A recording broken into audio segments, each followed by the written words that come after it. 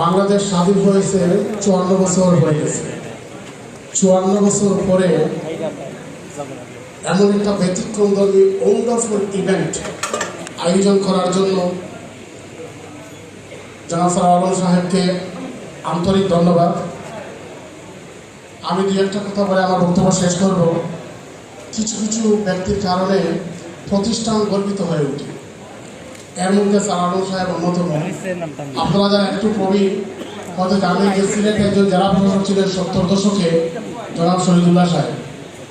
এরপরে উনি প্রমোশন হয়ে জয়েন্ট সেক্রেটারি হলেন, সচিব হলেন, রিটায়ার করলেন, দুনিয়া থেকে চলে গেলেন, কিন্তু এখনও উনি ডিসি শহীদুল্লাহ নামে পরিচিত।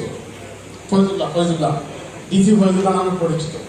আমাদের সারওয়ার সাহেব ইনশাআল্লাহ তেমন ব্যক্তিত্ব হয়ে উঠবেন, আমরা সেই ডিসি সারওয়ার আলম সাহেবকে চিনব অনাগত ভবিষ্যতে ইনশাআল্লাহ।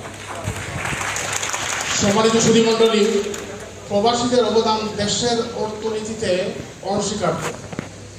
প্রবাসীদের রেমিটেন্সকে বলা হয় অর্থনীতির লাইফ লাইন, অক্সিজেন।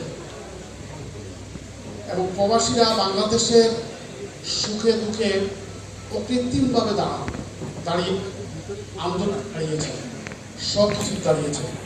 তাদেরকে সম্মান দেওয়া নিঃসন্দেহে উদারতার পরিচয় মনোনীত হয়েছে। আমাদেরকে আরো বেশি ইন্সপায়ার করবে, মোটিভেট করবে to do more for Bangladesh. আমরা 1971 সালের 16 ডিসেম্বর বিজয় লাভ করেছি।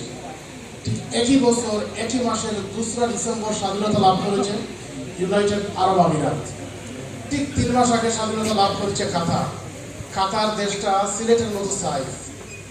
আজকে $220 বিলিয়ন খরচ করে তারা ওয়ার্ল্ড কাপ আয়োজন করে। আর আমাদের কি বলে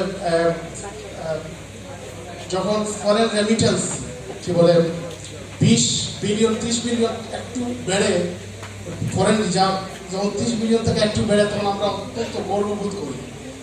তারা যদি ওই পর্যায়ে উঠতে পারে, তাহলে আমাদের ওই পর্যায়ে যেতে অসুবিধাটা কি? আমাদেরকে আল্লাহ পাক কি না দিয়েছে?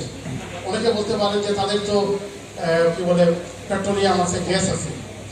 আমি বলি যে আমাদের যদি স্বর্ণের খনিও থাকে আর দুর্নীতি যদি বন্ধ না হয়, তাহলে আমরা কাঙ্ক্ষিত লক্ষ্যে পৌঁছতে পারবো না। আল্লাহ পাক সিলেটকে এমন ন্যাচারাল জিনিস দিয়ে বানিয়েছে, আস্থা পূর্ব একটা হাব হতে পারে যদি আমরা সেভাবে রিসিভিং এন্ডে পৌঁছতে পারি। ইনশাআল্লাহ আমাদের জেলা প্রশাসনের নেতৃত্বে সিলেট একটা ইউনিক জেলায় পরিণত হবে, একটা মডেল, রোল মডেল হবে ইনশাআল্লাহ।